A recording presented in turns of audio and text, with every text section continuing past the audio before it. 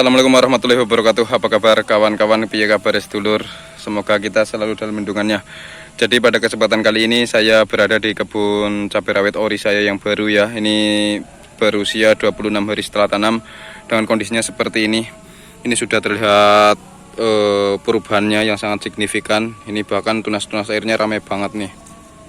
Tuh, ini memang dari dua tanaman ya, jadi kelihatan gembul banget, kelihatan ramai banget. Dan ini juga ini dari satu tanaman itu berapa tunas airnya yang muncul. Memang saya nggak melakukan perempelan. Selain itu saya juga nggak melakukan potong pucuk ya. Jadi memang dari kondisi tanamannya tak biarin hidup apa adanya. Dan dengan kondisinya sekarang sudah mulai pecah cabang, itu sudah kelihatan bunganya itu. Nah ini juga tunas-tunas airnya sudah pecah cabang.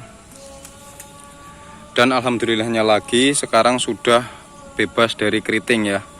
Ini populasi 1.500 tanaman kurang lebih.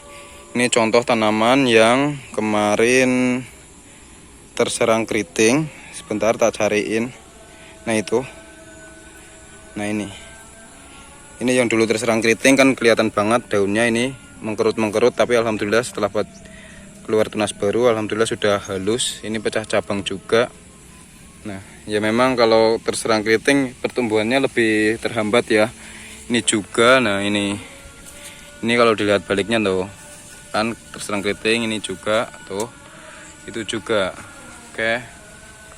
Nah ini tadi baru saja dilakukan pemasangan ajir namun belum selesai ya karena kesibukan saya. Jadi ya saya ngopenine iki sak tekane ae lur.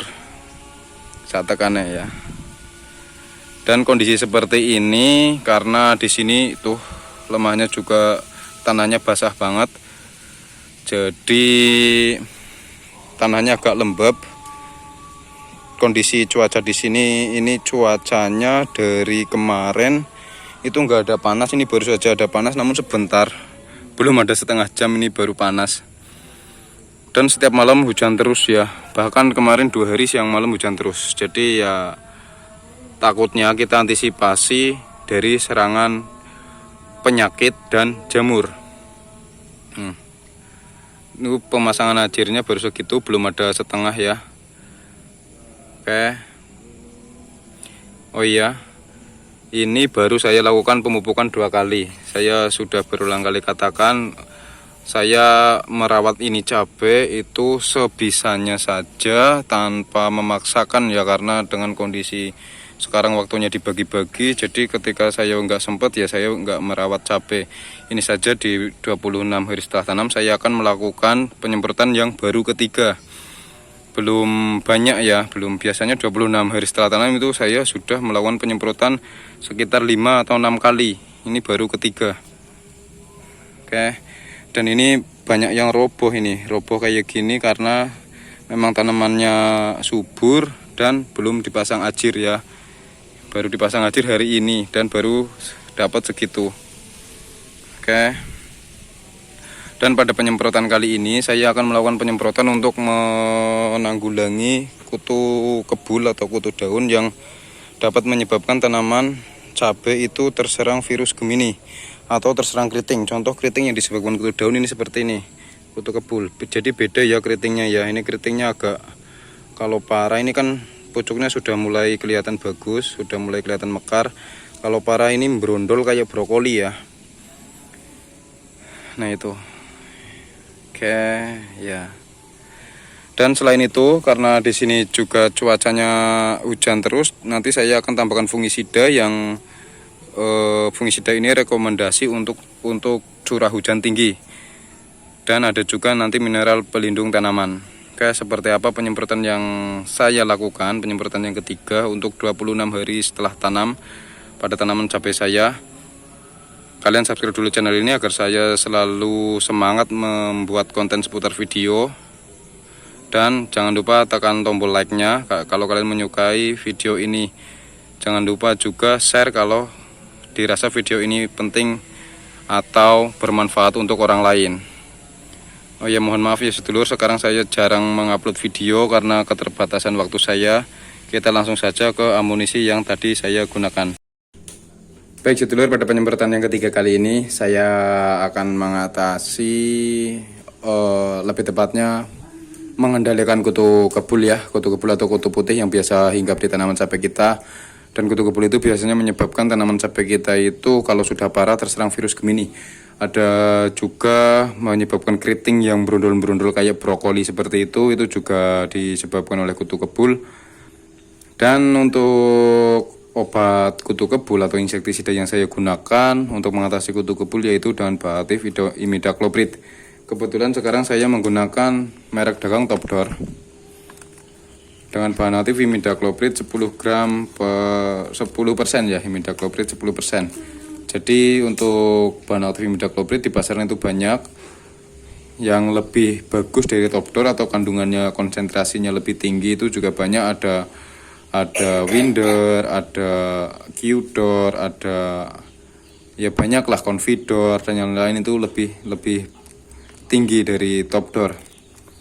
Nah, untuk Topdor itu sendiri atau imidacloprid saya gunakan itu 1 sendok makan. Sebentar saya carikan sendok dulu.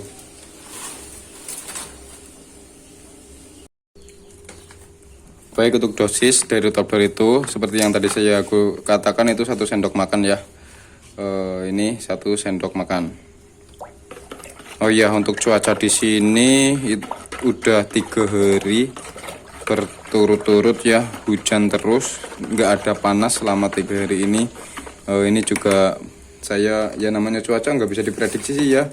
Biasanya bulan-bulan segini itu lagi kemarau, namun kali ini udah beberapa hari, 3 hari itu hujan terus. Jadi ya saya akan menambahkan fungisida yang khusus musim hujan ya. Sebenarnya bukan khusus juga sih, lebih direkomendasikan untuk musim hujan, yaitu fungisida dengan bahan aktif mancozeb. Ini di mana keterangannya ya? Nah, ini bahan aktif mancozeb 85% ya. Untuk bahan aktif mancozeb sudah sering saya katakan, saya jelaskan bahwasanya bahan aktif mancozeb itu ada 2. Yang pertama dengan bahan aktif mancozeb berwarna kuning dan yang kedua berwarna biru. Namun sepengalaman saya untuk mancozeb lebih bagus yang berwarna biru. Dan karena ini curah hujannya tinggi, saya akan menggunakan 2 sendok makan. Nah, kalau kemarin fungisidanya saya menggunakan antrakol, sekarang saya menggunakan mancozeb ya. Merek dagangnya Onzep. Ini merek dagangnya Onzep. Di pasaran merek dagang banyak, ada yang terkenal itu Titan, tapi Titan itu warnanya kuning ya. Ada Antila juga warnanya kuning. Juga ada Narkozeb, Barozeb, pokoknya yang zep-zep biasanya itu ya mancozeb. Dan ada satu lagi. Ini kemasannya sudah jelek banget.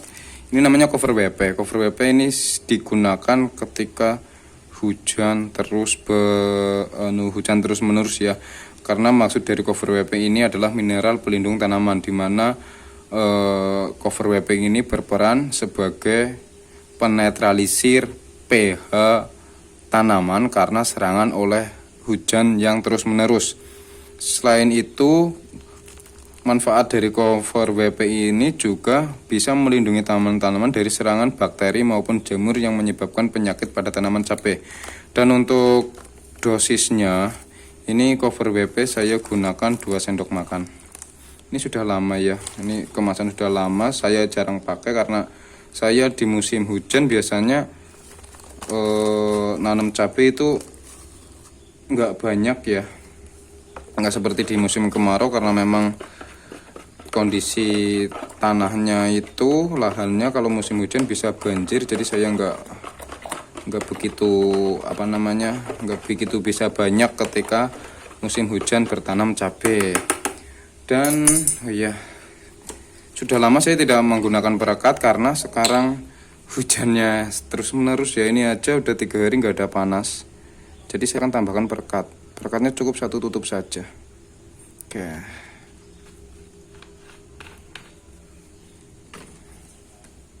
kita aduk-aduk kembali.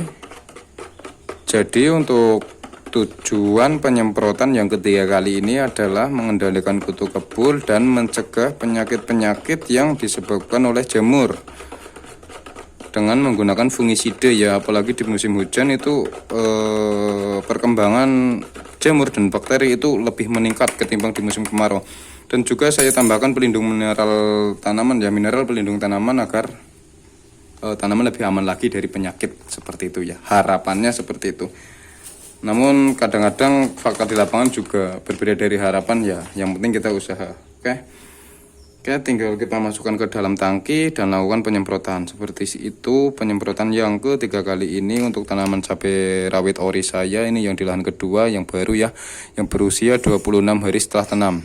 Sampai jumpa di video selanjutnya. Assalamualaikum warahmatullahi wabarakatuh.